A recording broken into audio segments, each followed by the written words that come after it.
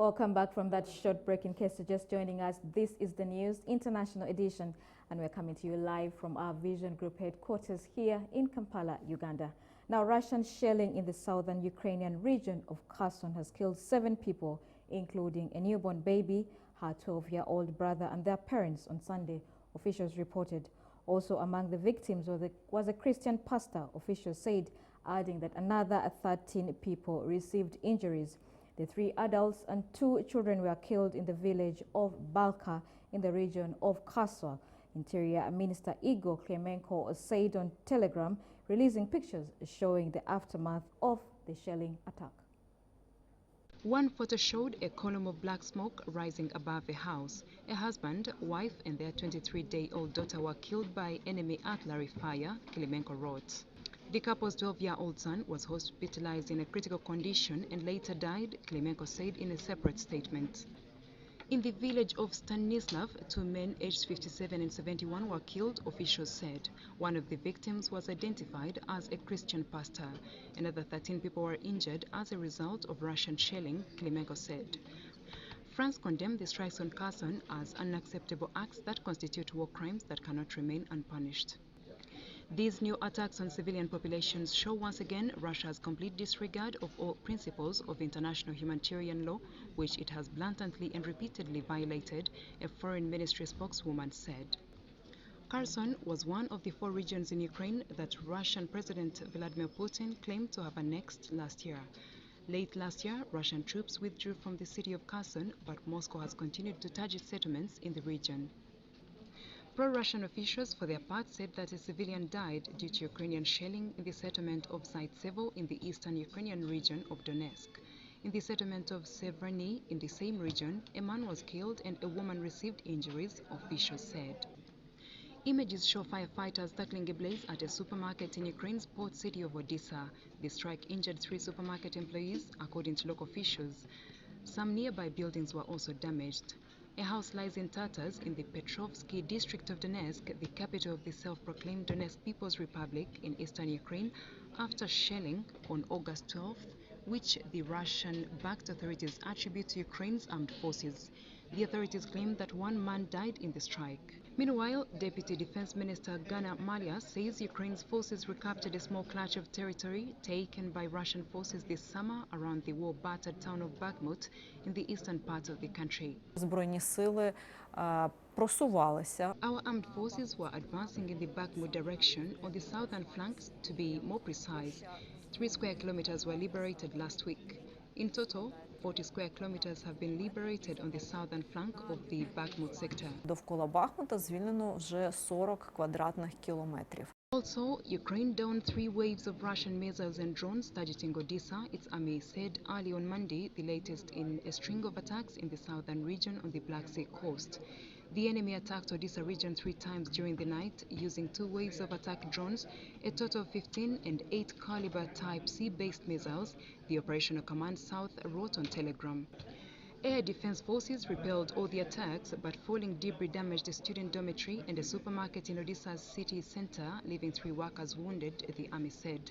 The blast wave damaged windows and balconies in several buildings and damaged cars parked nearby, it said, adding that firefighters were battling 2 blazes. Photos and videos shared by the army on Telegram showed firefighters trying to extinguish flames engulfing a multi-story supermarket with a large plume of smoke rising into the air. Russia and Ukraine have stepped up attacks in the Black Sea since Moscow exited a deal last month that had granted Kyiv's grain export safe passage during the conflict. Since withdrawing from the agreement, Moscow has pounded ports in the Odessa region that were key for Ukrainian grain exports under the deal.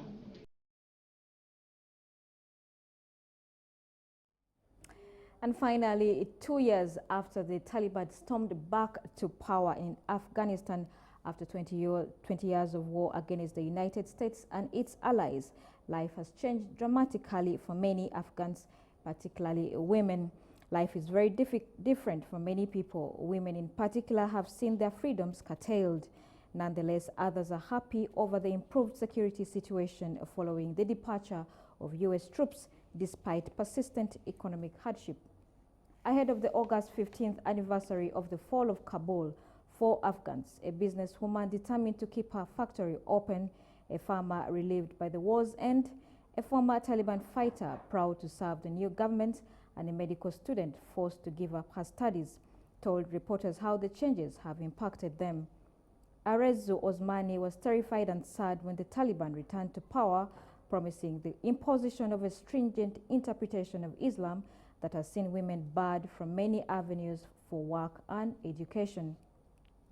I didn't leave my room for 10 days. I thought everything was over for me, and that was the same for all Afghans, said Osmani, 30, who started a company producing reusable sanitary pads in 2021.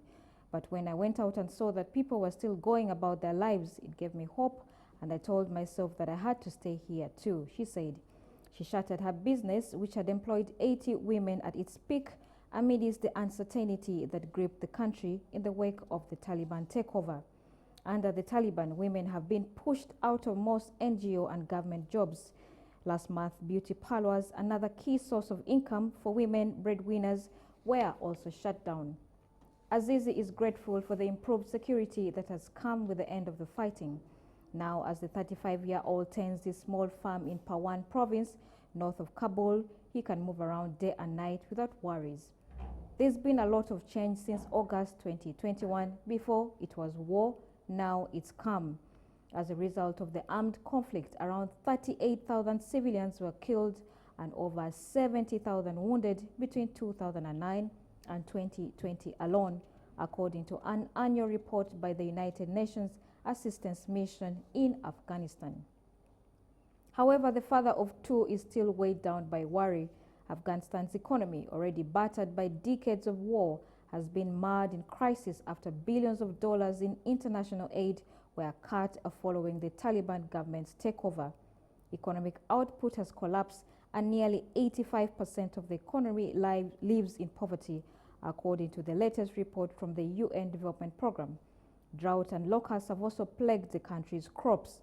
If a girl is educated, her whole family will be educated. If a family is educated, the whole society will be educated. If we are not educated, a whole generation will be left illiterate, said a young woman who had won an internship at a clinic quickly closed down under the Taliban government.